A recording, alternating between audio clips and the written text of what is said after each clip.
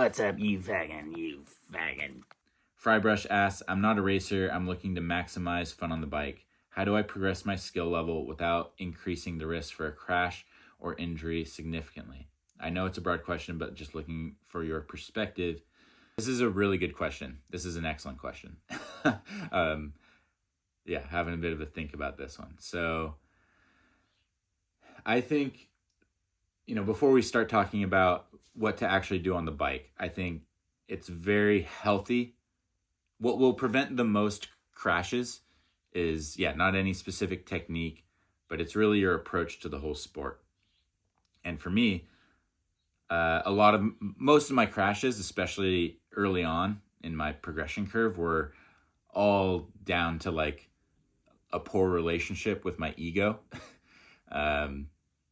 I wanted to be fast to prove to myself that I was, good enough. And when other people were around, that was a dangerous recipe for me doing a bunch of dumb shit that I should have never done. Like, people following me was one of the worst things I couldn't control myself, and I ate shit so many times trying to lead people out on laps and flex.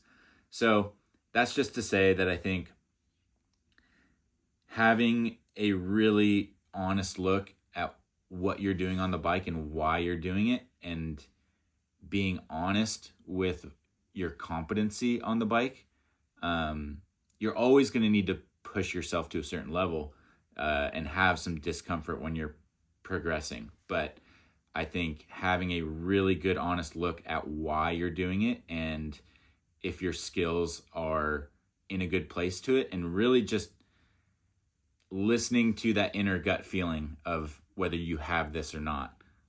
It's not always going to work out perfectly, but most of the times when I had a crash or made a bad decision, my gut was telling me to do something else. And if I really listened to that, it would have guided me a lot better. And I think, a lot of people subscribe to this mindset of like, oh, if you're not crashing, you're not pushing hard enough, you're not progressing. And I really don't agree with that, honestly. It's going to be a part of the game, but I don't think that's a healthy mindset to go into navigating your progression curve with mountain biking. Like, I think ultimately building confidence slowly, consistently is going to be way healthier and way less risk. It's exactly what you're asking, than reaching the limit, getting humbled, getting injured, and having to rebuild. And honestly, like, I think, like, as I was progressing, I didn't really have confidence in my judgment of the feedback I was getting from the bike. But as I look back, I think I was actually like more in tune with that than I thought. And even if you're like an inexperienced rider, or you maybe like you're not a pro, I would like really trust like like if you get a feeling where it's like, I'm gonna crash if I push any harder, listen to it. Like, I would, because there's a certain sense of like, you push past that feeling, you get away with it, and you open up doors to progression. But at a certain level, I found that every time I pushed that envelope, I crashed. And I was like, oh, actually, I can trust this feeling of apprehension I'm getting. Take little leaps in safe environments.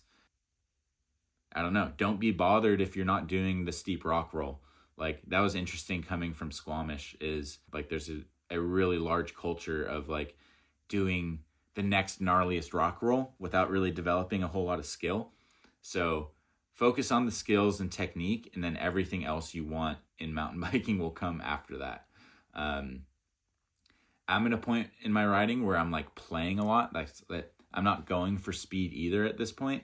And I think my riding has improved drastically from a technical perspective just by taking weird lines and like playing with my riding. And I think if you look at riding as just a playful and creative endeavor, and you experiment here and there with like body technique or body position, technique, braking. Like you'll just like start to build your like legacy knowledge of mountain bike sensations that will help guide you further into like more progression. So that was very convoluted. I don't know if there was anything concrete there, but that's my answer. All right. Ryan Steger honestly has a similar question. Any advice for dealing with crashes where you don't know what went wrong? I'll kind of push back on this. There's always a clue. There's always something, you know, work backwards. Like, was it, was it a front wash? Were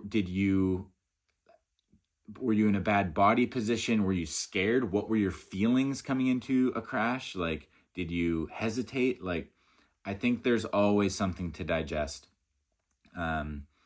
Because at the end of the day, something did happen. So, I mean, if you're really clueless, then I guess you just got to move on.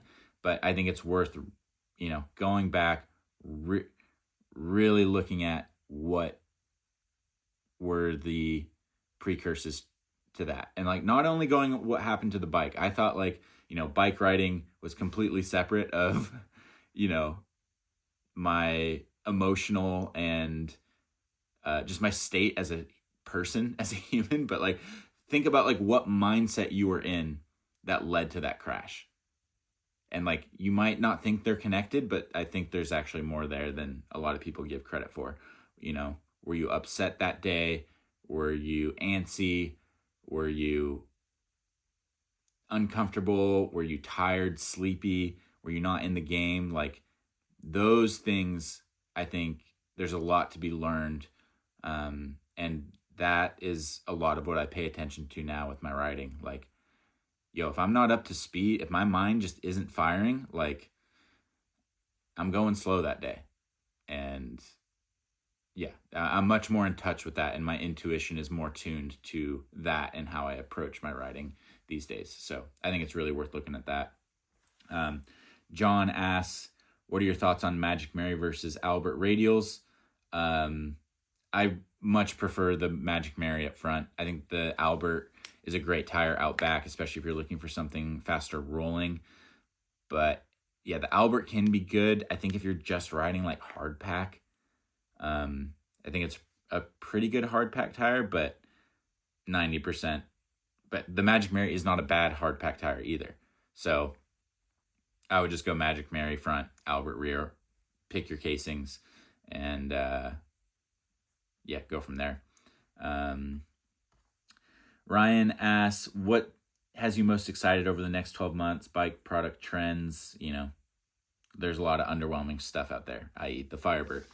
Yeah, man. I'm excited to ride some downhill bike. All right, hope you enjoyed that little excerpt from the Patreon Q&As. The full Q&A is like 40, 50 minutes long.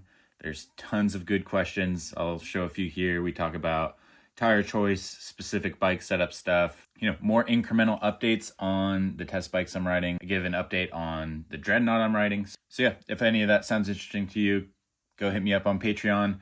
I try and do these semi-often, and yeah, you get all the regular videos early as well. And then yeah, as the Patreon grows, definitely want to start doing more projects on there to support that. And the YouTube thing makes it so it's like hard not to post a video that's not optimized for like YouTube algorithm stuff. And that just means you need a good thumbnail, kind of it to be like more catchy and more, I don't know. It needs to be more targeted for YouTube, but on Patreon, none of that stuff really matters. So I'm inclined to just do stuff that kind of just cuts straight to the core of what I want to cover in the sport, which is kind of talking about, maybe some more interesting things that goes, outside of, what tire pressure I'm running. But yeah, thanks for watching, and go hit me up on Patreon if you like that type of shit. All right, see ya.